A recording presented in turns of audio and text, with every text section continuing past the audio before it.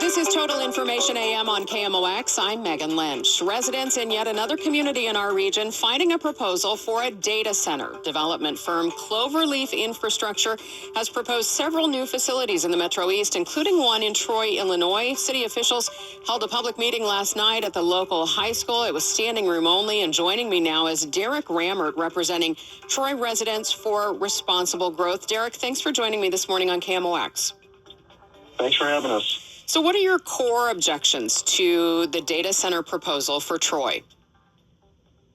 You know, I think a lot of it comes down to a few different issues. One, you have that central issue of just that massive scale. You're talking about a 300-acre, 500-megawatt facility. That's equivalent of powering 350,000 homes. That 300 acres, just to put it in perspective, that would be about 8% of Troy's land. The other issues that we have as we're learning about this is just the lack of transparency. As this project's gone along, a few short weeks ago, maybe a month ago, most of us weren't even aware of this. And of course, you have the health, the environmental, the financial impacts. People are worried about the property values. Now, Cloverleaf has said that it's not necessarily a large enough development proposal that, for example, they would have AI in that facility. Does that soften it any for you? No, it's not about what goes in that facility. It is about a structure that big be in place where it is and what it can do to the community. We don't have industrialized areas. We're a small rural town. If this is as profitable as they want to make it sound, or they're making it sound, then put it in established industrialized areas. Now, that is a heavy commercial area. There are truck stops and things of that in that nature. I've heard people say, well, it's going to change, the look of Troy as you drive down 55 and you see this facility. But there is already quite a bit of business there. There is truck stops down that end of Troy, and those have been there for a long time. And look, we've those got approved in the 70s, and I wasn't around in the 70s, but I think Troy in the 70s, we probably had the stigma of, when I say I was around, didn't live here, but Troy had the stigma of a truck stop town. And, not that that's good, bad, or indifferent, but Troy's done a lot better job in recent times of kind of shaking that label and being known as a bedroom community with a great school district. And now you're talking about placing a massive complex that anywhere you place it in Troy, it's going to be next to residents. It's going to be next to schools. It's going to be next to local businesses. It's going to have an impact. And I guess in this case, the original proposal called for this to be located right next to a well-established church and the community park. Is that correct?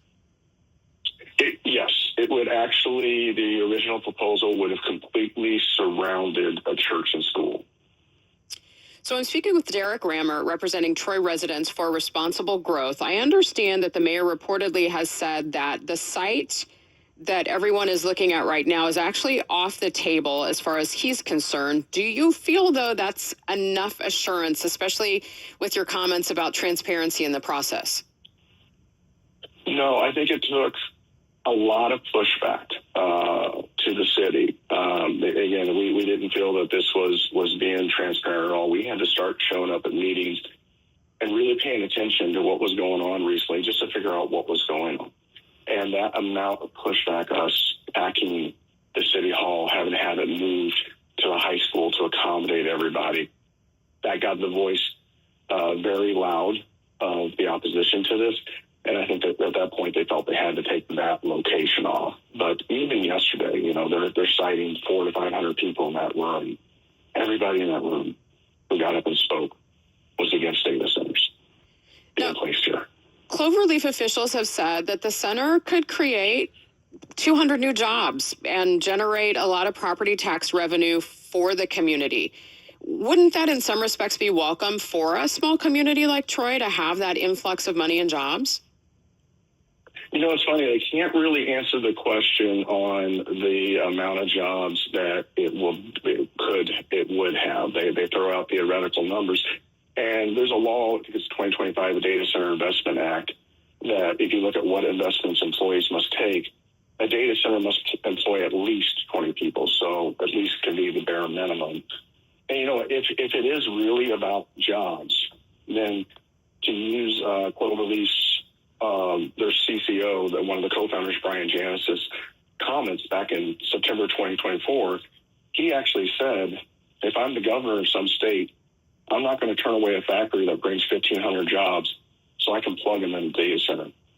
So they know it doesn't bring long-term permanent jobs. Is there anything that Cloverleaf could have said last night that would change your ideas or make this more appealing to residents of Troy? I'm not sure there is. The way, you know, again, until about just one short month ago, most people weren't aware of this happening. And when they found out, it was a little bit of sticker shock that we're talking about 300 acres in a small rural town. And again, it goes back to the small rural footprint. You know, we're rural, we have farmland, we have a rural character. Anywhere you put it is going to just dramatically change that landscape. It's just something that doesn't fit here. Most people that get up to speak, by the way, they're not anti-data center, they're not against AI or any of that.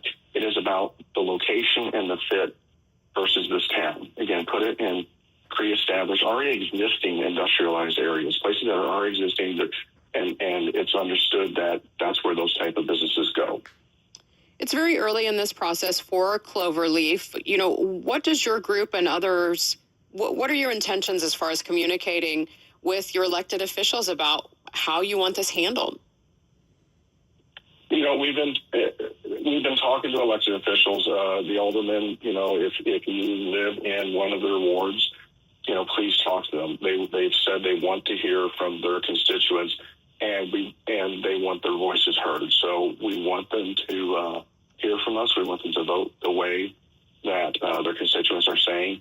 I know they're saying it's early in the process, but I'd argue that this is the only time that residents actually have leverage. You know, they once this actually becomes a proposal, and it can become a proposal very quickly, that's no longer a concept. It's a project with expectations, contract, and pressure behind it. And if you wait until then, your backs are against the wall. Derek, thank you so much. Really appreciate you taking time to come on with me this morning, and we'll follow up with you in the future. Thank you. Appreciate it. That is Derek Rammert with Troy Residents for Responsible Growth regarding that Cloverleaf data center proposal for Troy and some other Metro East communities. Now, KMOX News did reach out to the mayor's office and Cloverleaf Infrastructure for comment, but they have not yet responded.